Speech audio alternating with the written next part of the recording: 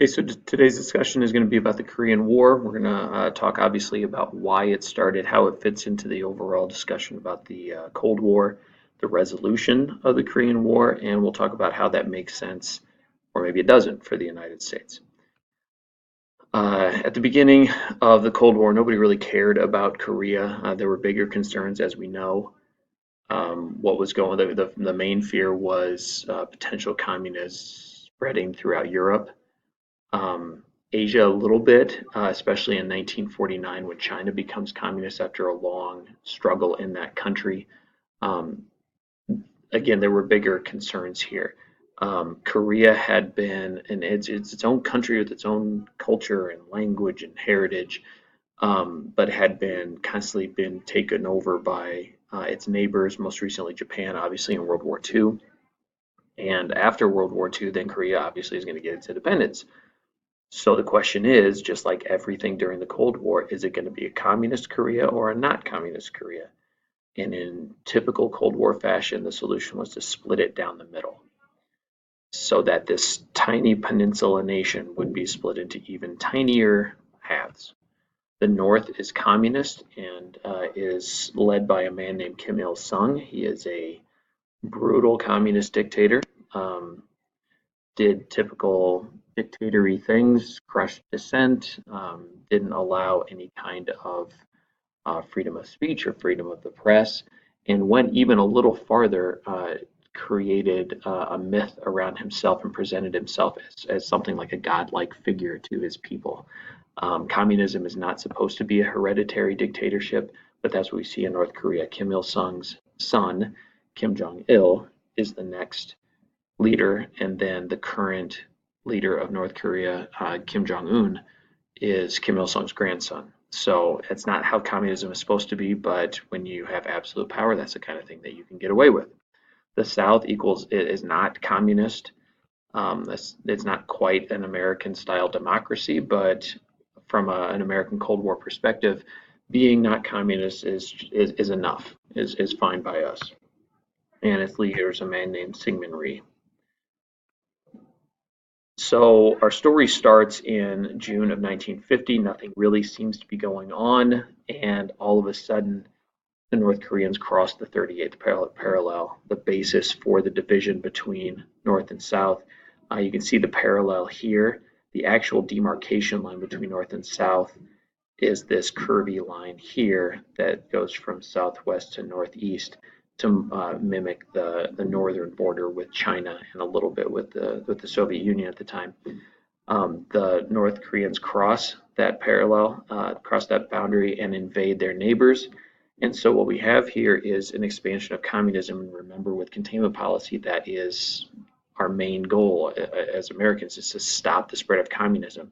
So now we have an actual spreading of communism. So the question is, what is the United States going to do about it? Now, from President Truman's perspective, this is particularly scary because um, what does this mean in the grand scheme? Is this just an isolated incident, or is this the bigger, um, is this part of something bigger?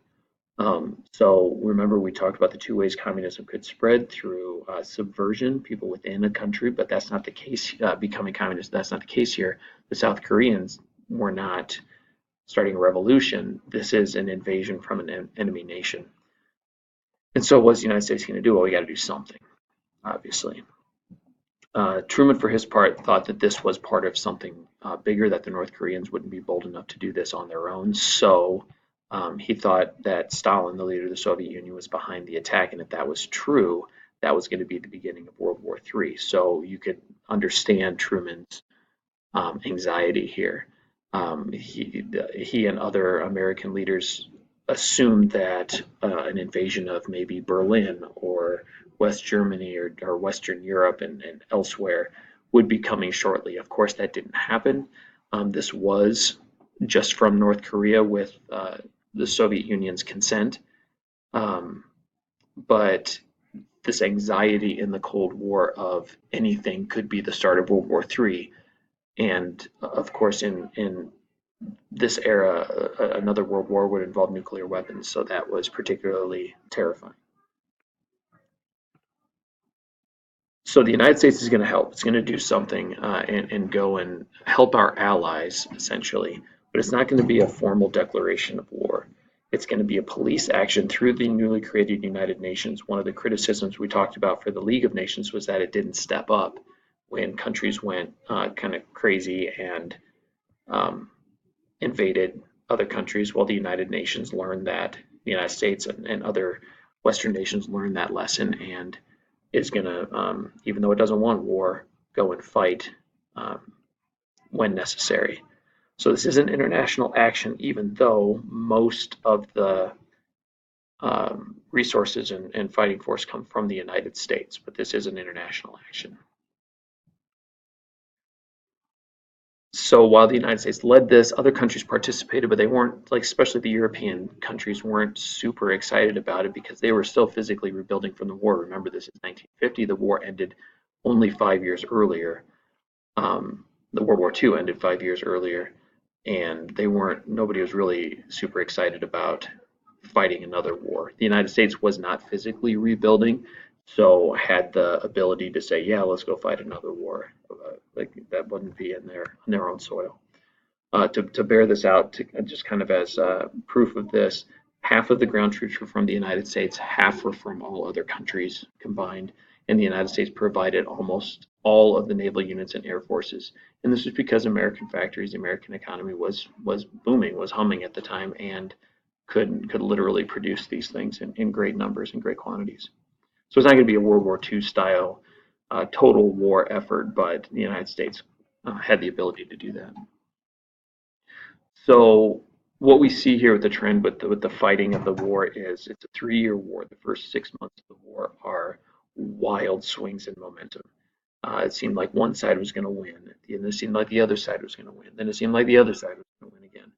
And then the last 2.5 years of the war is a World War I style stalemate where nobody's really trying to gain a whole lot of territory. They're just not trying to lose territory, trying not to lose territory. And all that really resulted from that was people dying. So by the time we get to September of 1950, this is all the territory that South Korea and the United Nations forces controlled. So how do you bust out of that? So what I want you to do at this point is okay, well, yeah, you can continue with your notes here, but there's an invasion at a place called Incheon. Behind enemy lines would help the UN and South Korean forces break out of that southeast corner. And it really worked. It was risky but successful, and the entire course of the war was changed in 48 hours. At this point, pause the video, go back to Power School Learning, and watch this video on Incheon and another text box on Power School Learning to learn more about that Incheon invasion. So I assume you watched that Incheon video. I hope you did anyway. But that was successful, and it looked like the United States, United Nations forces were going to be successful.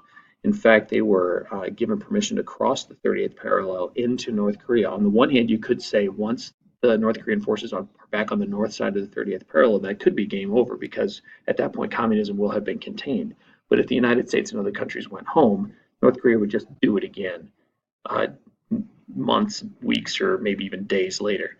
So the thought was drive the communists out of North Korea, defeat North Korea, unite Korea as a single country, as an ally of the United States, and potentially then dissuade other communist countries from being aggressive in the future. And it looked like this was going to happen. By the time we get to Thanksgiving of 1950, the United States, United Nations forces are almost to the Chinese border, just kind of waiting on them to surrender. And MacArthur promises the troops are going to be home by Christmas. Don't do that. Don't, if you future military leaders out there, don't do that because you never know what's going to happen. And that's going to affect morale, if anything else. Oh, there's Santa Claus because we talked about Christmas. My bad.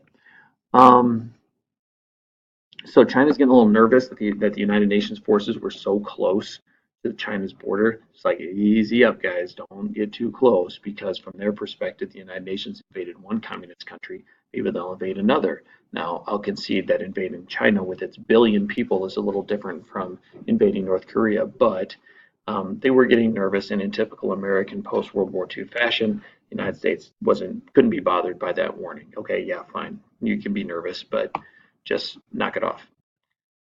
And you can see how close the United Nations forces got to the Chinese border. They're right up to the Yalu River there. So maybe China was justified in its nervousness.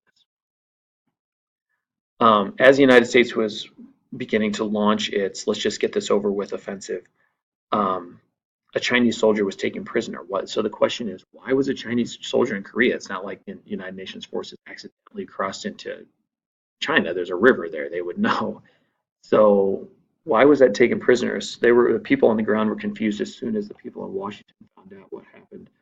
They knew what was going to happen, and soon after that, 400,000 Chinese troops poured into North Korea, and the tide of the war changed again.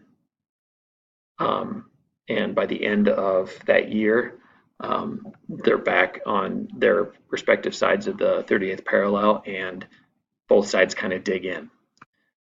Truman actually thinks about using the atomic bomb. It worked to end one war. Maybe it can end another war.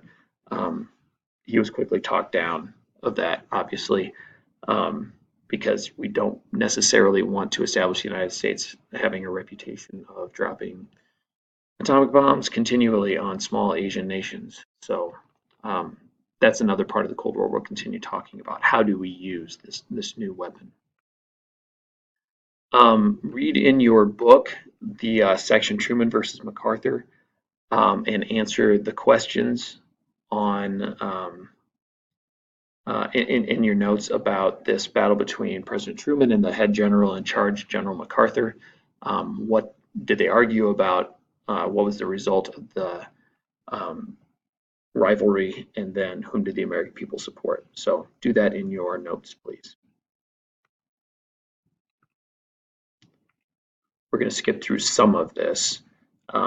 Korea was bogged down in a stalemate. Think again, World War I style stalemate. Nobody's really going in either direction. We're going to skip through this part of the 1952 election. Sorry, probably could have cut that out before I did this. Part of the 1952 election was going to be President Eisenhower promising, "I'm going to go to Korea and end the war." People are like, "Yeah, that sounds great." And he does go to Korea and kind of offers his carrot and stick approach. Like the carrot is, if we end the war, you can have this reward, or if you don't, then we're going to hit you hard. And to a certain extent, that worked. And in July of 1953, the fighting essentially stops. So what does all of this mean? At the end of the war, the new boundary between North and South Korea is the 38th parallel, and you'll remember that that's the border from the beginning of the war. So nothing really changed. So on the one hand, you could say communism was contained. All right, mission accomplished. You could also say 54,000 Americans died to keep communism contained. That's what it's going to take to maintain the status quo, to keep things the way they are. Tens of thousands of Americans have to die for that to happen. That was scary. But above all else, the main point of all of this is that the Korean War proved that the United States was willing to go to war to stop the spread of communism. It's not just spending money, it's not building alliances. It can and did mean that the United States could fight back. And that's an important precedent to set, and maybe a dangerous precedent to set. And we'll talk about that more when we get to the Vietnam War in a few days. Obviously, if you have any questions, please let me know. All right, thanks.